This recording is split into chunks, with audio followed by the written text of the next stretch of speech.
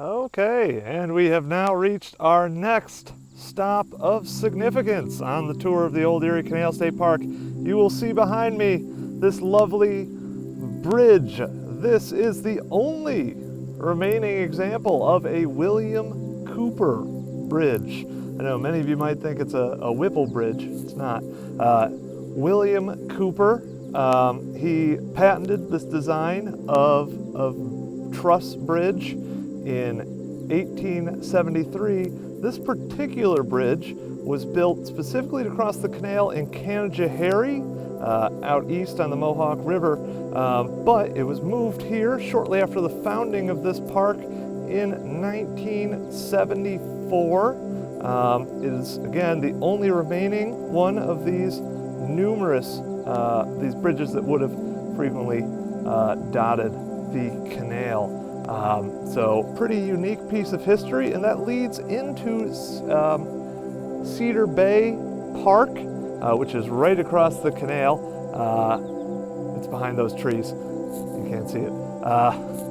But anyway, Cedar Bay, it's a nice little area. You can go picnic. They have public restrooms. Don't know if they're open this year due to COVID, but they have restrooms there. They also have one of the 4 boat launches for kayaks and canoes and stand-up paddle boards on the Old Erie Canal.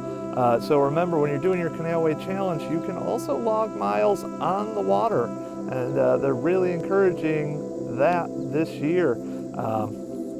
So be sure to use the boat launches. Also, I just passed by what Cedar Bay Park is named for, Cedar Bay, which, if you're traveling east like I am today, is the first of the many widewaters on this section of the canal you will see. Now, widewater is just what the name implies. The water's wider. So the usual canal prism is 70 feet wide. Out in Cedar Bay, you'll notice it's much, much wider. These were useful as places for canal boats to dock for the night, let's say. You could kind of hang out there and not get in anybody's way.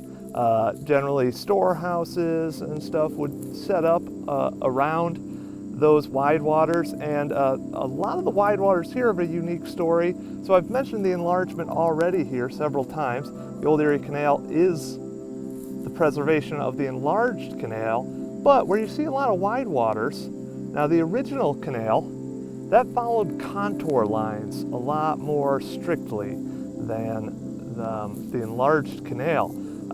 So part of the enlargement project was to take away all the twists and turns, all the inefficiencies of the original Clinton's Ditch 40-foot wide canal.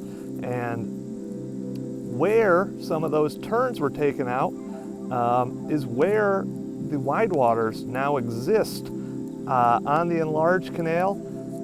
In fact, you can see kind of the remaining walls of the Clinton's Ditch Canal out in Cedar Bay, and we're going to see a really good example at the Poolsbrook widewaters as well. It just kind of made sense. You already had this canal prism making a almost wide bend, so just knock down the walls there and you have your widewaters. So we will now move on.